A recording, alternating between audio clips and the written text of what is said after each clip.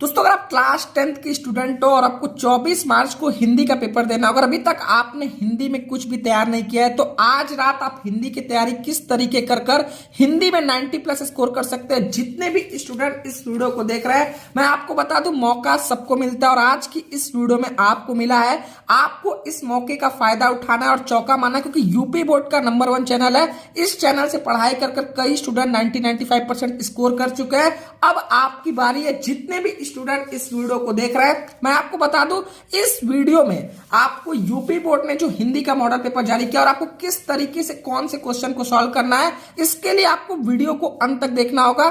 सिर्फ वीडियो देखकर नहीं छोड़ना होगा, जैसे मैं बताऊंगा वैसे आज रात आपको मेहनत करना होगा। और सबसे इंपॉर्टेंट बात देखो, सभी प्रश्नों को जवाब कैसे देना है और कैसे आप सभी प्रश्न को करोगे, समझाना मेरी जिम्मेदारी है। लेकिन आज रात अगर आपको जागना पड़े और सभी क्वेश्चन को तैयार करना पड़े, तो अगर आप इसके लिए तैयार हो तो इस वीडियो को आप आगे देख सकते हो। जितने भी स्टूडेंट इस वीडियो को देख रहे हैं, मैं आपको बता दूं, देखो टाइम सिर्फ आज का है, ठीक है। तो आपको मैं कुछ पैटर्न बताता हूं, किस तरीके से आपको कौन से क्वेश्चन नंबर से सबसे पहले तैयारी करना शुरू करना है। जितने भी स्टूडेंट इस वीडियो को देख रहे हैं, जो यूपी बोर्ड ने आपका मॉडल पेपर जारी किया है, 3 घंटे 15 मिनट आपको पेपर में मिलेंगे। टोटल 70 मार्क्स का आप कराएगा, ठीक है।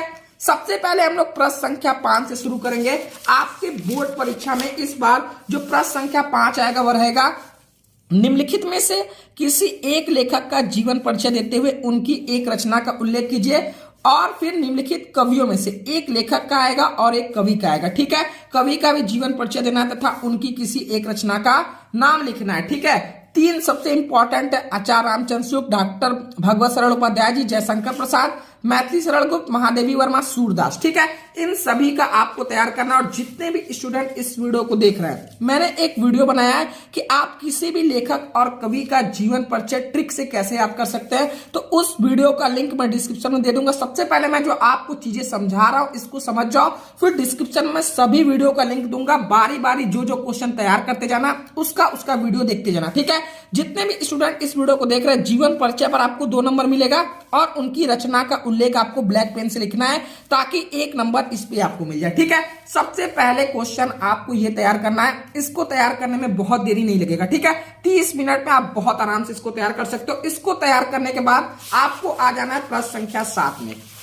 प्रश्न संख्या 7 में सबसे पहले अपनी पाठ्य पुस्तक से कंठस्थ किया हुआ कोई एक श्लोक जो इस प्रश्न पे ना आया हो, ठीक है। आपको 2 श्लोक तैयार कर लेना है, जिसमें आपको 2 नंबर मिल जाएंगे, ठीक है। एक मत तैयार करना, क्योंकि क्या पता एक आपके प्रश्न पत्र में आ गया हो जो आप तैयार किए, तो 2 तैयार कर लेना, आपको 2 नंबर सबसे पहले यहां से मिल जाएगा, ठीक है। फिर उसी में ख रहेगा, निम्नलिखित प्रश्नों में से किन्हीं 2 प्रश्नों के उत्तर संस्कृत में लिखे, ठीक है। एक एक वर्ड का उत्तर है। आप चाहोगे तो जितने भी चैप्टर है उनका एक एक वर्ड का उत्तर है, आप 10-10 मिनट में एक बार रिवीजन कर सकते हो, ठीक है। और सबसे बात है, आपको 5 क्वेश्चन दिए जाएंगे, जिसमें से सिर्फ 2 करना है, ठीक है। जैसे यहां पर देख लो, दुर्मुख क आसित, तो इसका क्या हो जाएगा, दुर्मुख चांडाला आसित, ठीक है।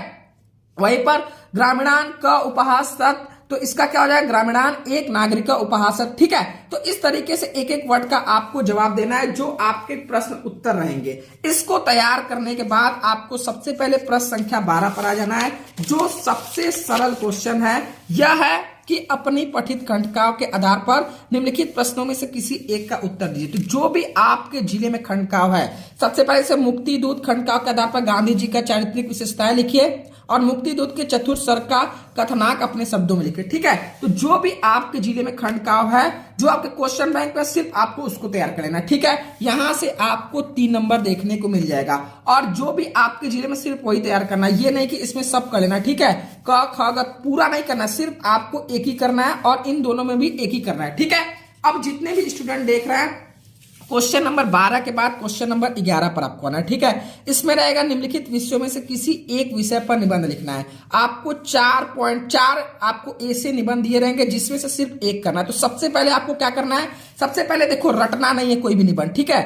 आपको सबसे पहले निबंध 1-2 लिखकर प्रैक्टिस कर लेना है, ताकि आप इस निबंध को 3 पेज से ज्यादा मत लिखना और निबंध को कभी भी शुरुआत से मत शुरू करना, क्योंकि इसमें आपको सोचने का टाइम चाहिए। ये नहीं कि पता चला निबंध लिखने में ही पूरा क्वेश्चन छोड़कर चले आए, ठीक है, ऐसा बिल्कुल नहीं करना है। निबंध को कहानी की तरह नहीं लिखना है, कम से कम 4-5 पॉइंट मतलब सब हेडिंग इसमें लगाना है और कुछ भी इंपॉर्टेंट पॉइंट होगा तो आप उसको ब्लैक पेन से अंडरलाइन करोगे, ठीक है। यहां से आप प्रश्न संख्या 11 तक तैयार कर लोगे, जो प्रश्न संख्या 5 था 6 नंबर, प्रश्न संख्या 7 4 नंबर, प्रश्न संख्या 12 3 नंबर और 6 नंबर। तो 6 3 9 और 4 13 6 19 नंबर आप ये 4 क्वेश्चन को सबसे पहले तैयार करोगे, ठीक है। फिर उसके बाद आप आओगे प्रश्न संख्या 8। तो प्रश्न संख्या 8 क्या है ये भी मैं देख लेता हूं और मैं आपको दिखा देता हूं, ठीक है।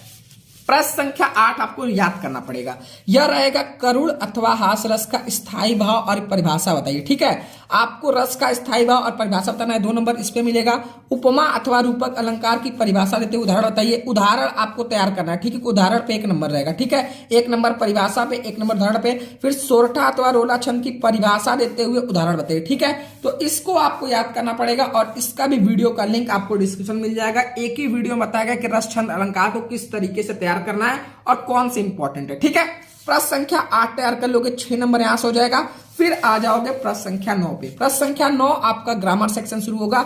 निम्नलिखित उपसर्गों में से किन्हीं 3 के मेल से एक एक शब्द बनाइए, ठीक है। इसमें आपको टोटल 6 देगा, जिसमें एक एक शब्द आपको बनाना है, ठीक है। जितने भी स्टूडेंट देख रहे हैं, सु से क्या हो जाएगा, सुहाग हो जाएगा, सुकन्या हो जाएगा, प्र से क्या हो, प्रयोग प्रभाव, ठीक है। उपकार का उप का क्या हो जाएगा, उपकार हो जाएगा, उपहार हो जाएगा। तो इसी तरीके से उपसर्ग बनाना है, ठीक है। यानी स्टार्टिंग का वर्ड लेकर आपको कोई वर्ड बनाना है, स्टार्टिंग का जो अक्षर है, ठीक है। फिर आपको उपसर्ग में होने के बाद 2 नंबर का यहां से आप कवर कर लोगे। फिर 3 में से तो 2 आराम से कर सकते हो। फिर ख आ जाएगा, निम्नलिखित से किन्हीं 2 प्रत्ययों के प्रयोग में से एक एक शब्द बनाइए, ठीक है। एक एक शब्द 2 बनाना है, 4 है, ठीक है। अब जैसे ई है, ईक है, पन है ना, ई का क्या हो जाएगा, बनाओगे तो नगरी हो जाएगा, जातीय हो जाएगा, ठीक है। पन से क्या बना सकते हो, बचपन बना सकते हो, लड़कपन बना सकते हो, भोलापन बना सकते हो, ठीक है। तो इसी तरीके से सरल सरल रहेगा। अब जैसे निम्नलिखित में से किन्हीं 2 का समास विग्रह कीजिए तथा समास का नाम बताइए, ठीक है। अब जैसे चौराहा, तो इसको क्या बोलोगे, 4 राहों का समाहार, ठीक है। और इस पे कौन सा समास है, द्विगु समास है। तो आपको किन्हीं 2 का समास विग्रह करना है, ठीक है। आपको 4 दिया रहेगा, ठीक है। अब इसके बाद 2 नंबर का आपका आएगा, निम्नलिखित में से किन्हीं 2 शब्दों के तत्सम रूप लिखिए, ठीक है। तत्सम रूप मतलब घर को आप क्या और बोल सकते हो, गृह बोल सकते हो, ठीक है।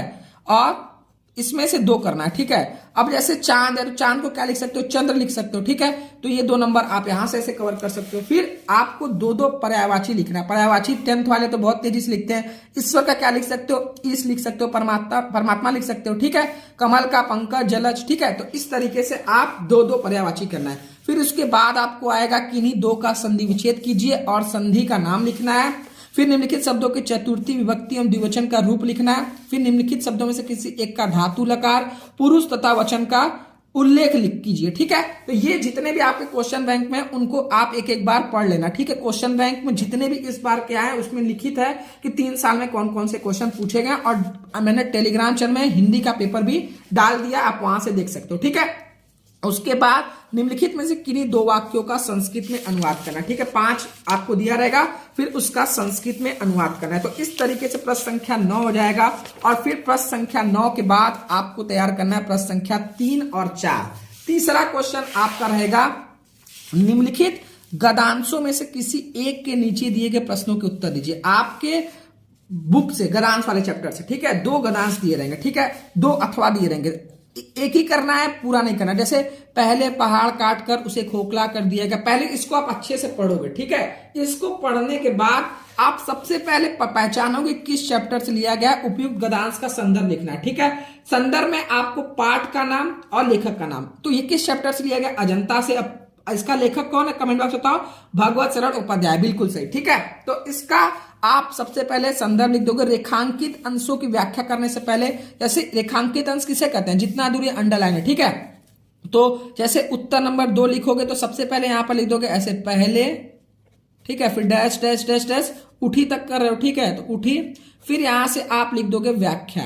तो इस तरीके से आप लिखना शुरू करोगे, ठीक है। इस प्रकार जीवंत बनाया गया, इसको आप जब पढ़ोगे तो आराम से इसी में से इसका आंसर आपको देखने को मिलेगा। फिर बाद आपका आएगा प्रश्न संख्या 4, जिसमें निम्नलिखित पदांशों में से किसी एक की संदर्भ व्याख्या कीजिए तथा काव्य सौंदर्य का स्पष्ट करना है। ठीक है, आपको 2 दिया रहेगा और उसमें से एक करना है। ठीक है, सुनी, सुंदर, वैन, सुदारस, साने, सयानी, ये किस चैप्टर से लिया गया है बताओ? धनुष भंग से। और इसके राइटर कौन है? गोस्वामी तुलसीदास। ठीक है, फिर इसी तरीके से आपको पहचान कर लिख देना है। फिर नेक्स्ट क्वेश्चन, जितने भी आपके बुक में है एक एक बार अगर पढ़ लोगे तो बहुत आराम से क्लियर हो जाएगा। और कैसे पहचानना है इसका ट्रिक का वीडियो डिस्क्रिप्शन में दिया है। ठीक है, आज आ जाएंगे प्रश्न संख्या 6 में, जिसमें आपको बोलेगा निम्नलिखित में से किसी एक का संदर्भ हिंदी में अनुवाद कीजिए। ठीक है, आपको संदर्भ लिखना है। संदर्भ में क्या आप लिखते हैं कि प्रस्तुत गद्यांश हमारी पाठ्य पुस्तक हिंदी के संस्कृत खंड, क्योंकि ये संस्कृत वाला है तो संस्कृत खंड के किस चैप्टर से लिया गया? भारतीय संस्कृति नामक पाठ से उद्धृत है। ठीक है, यह लिख दो कि संदर्भ में, फिर आपका हिंदी में अनुवाद कर दो। 2 रहेगा जिसमें 1 करना है, 3 नंबर का ये रहेगा। ठीक है, फिर आपका आ जाएगा प्रश्न संख्या 1, जिसमें बहुविकल्पी क्वेश्चन है। तो जितने बहुविकल्पी क्वेश्चन है क्वेश्चन बैंक में जितने क्वेश्चन है एक एक बार उन सभी को पढ़ जाओ और 100 क्वेश्चन का रात 9 बजे एक लाइव मैराथन होगा, उसको तैयार कर लेना। ठीक है, और जितने भी इसमें क्वेश्चन है इसका मॉडल पेपर का लिंक मैं डिस्क्रिप्शन में प्रोवाइड कर दूंगा, आप उसको तैयार कर लेना। ठीक है, तो ये आपके हिंदी के पेपर में इस तरीके से आएगा और आपको इसी तरीके से तैयार करना। और सबसे इंपॉर्टेंट बात है, कोई प्रश्न को छोड़कर नहीं आना है, क्योंकि निगेटिव मार्किंग नहीं है। ठीक है, और एक प्रश्न पर जरा टाइम नहीं देना। एक प्रश्न निबंध लिखने में 1 घंटा लगा दिए और बाकी क्वेश्चन को छोड़ दिए। ठीक है, ऐसी गलती भी नहीं करना है। और जो भी इंपॉर्टेंट पॉइंट है उनको हाईलाइट करना है, कॉपी में कट पिट नहीं करना है। ठीक है, पता चला कि पहले ही पेज पे कट पिट कर दिए, गलत हो गया, सर क्या करें? ठीक है, तो first impression is the last impression. अगर कॉपी अच्छी रहेगी तो एग्जामिनर आपको अच्छे मार्क्स देगा। ठीक है, और जो भी चीजों को लिखना है टू द पॉइंट लिखना है, बहुत बढ़ा चढ़ाकर और फालतू चीजें नहीं लिखनी है। ठीक है, तो आई होप आपको वीडियो पसंद आएगा। चैनल को सब्सक्राइब कर लो ताकि आपको इसी तरीके से हर सब्जेक्ट की तैयारी हो सके। और जितने भी स्टूडेंट देख रहे हैं अपने सभी दोस्तों को वीडियो को शेयर कर दो। और डिस्क्रिप्शन में मैंने हिंदी की सभी वीडियो को दिए, जाकर वॉच कर लो। उसमें बताया है निबंध कैसे लिखना है, कैसे संस्कृत का पहचानोगे, कैसे जीवन परिचय लिखोगे। ठीक है, जितने भी स्टूडेंट इस वीडियो को देख रहे हैं आज के लिए इतना है। नेक्स्ट वीडियो में, तब तक के लिए जय हिंद, जय भारत।